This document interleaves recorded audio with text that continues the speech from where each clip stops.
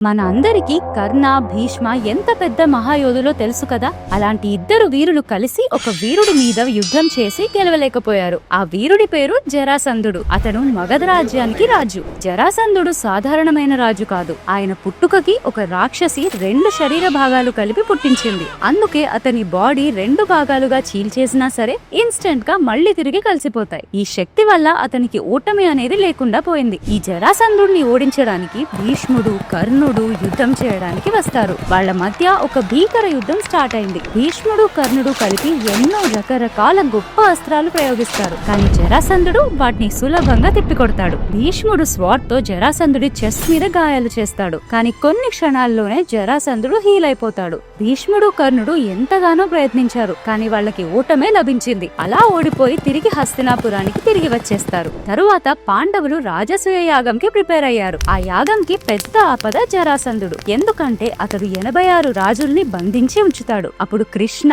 అర్జున, భీమ మారువేషాల్లో జరాసంధుడి రాజ్యానికి వెళ్తారు. జరాసంధుడిని ఓడించడం కేవలం భీముడి వల్లే సాధ్యమని కృష్ణుడు చెప్పగా భీముడు జరాసంధుడిని రెచ్చగొట్టి యుద్ధంకి పిలుస్తాడు. అలా జరాసంధ అండ్ భీమ మధ్య మల్ల యుద్ధం స్టార్ట్ అయింది. 13 రోజులు ఇద్దరు హోరాహోరుగా యుద్ధం చేశారు. భీముడు కూడా చాలా ప్రయత్నిస్తున్నాడు. కానీ జరాసంధుడు చావట్లేదు. ఫైనల్ గా కృష్ణుడు ఒక గడ్డి పరక తీసుకొని 2గా చీల్చి వ్యతిరేక దిశల్లో పడేసి భీముడికి ఒక హింట్ ఇస్తాడు. అప్పుడు భీముడు పెద్దగా అరుస్తూ జరాసంధుడిని 2 భాగాలుగా చీల్చివేస్తాడు. ఈసారి అతని వరం పనిచేయలేదు. మళ్లీ హీల్ అవ్వకుండా ఈసారి చనిపోతాడు. అప్పుడు కృష్ణుడు ఆ 86 రాజుల్ని విడిపించి పాండవుల రాజసూయ యాగంని విజయవంతంగా ముగిస్తాడు. జరాసంధ పుట్టుకకి కారణమైన రాక్షసి పేరు తెలిస్తే కామెంట్ చేయండి. ఈ వీడియో నచ్చితే లైక్ చేసి షేర్ చేసి మన పేజ్ ని ఫాలో చేయండి.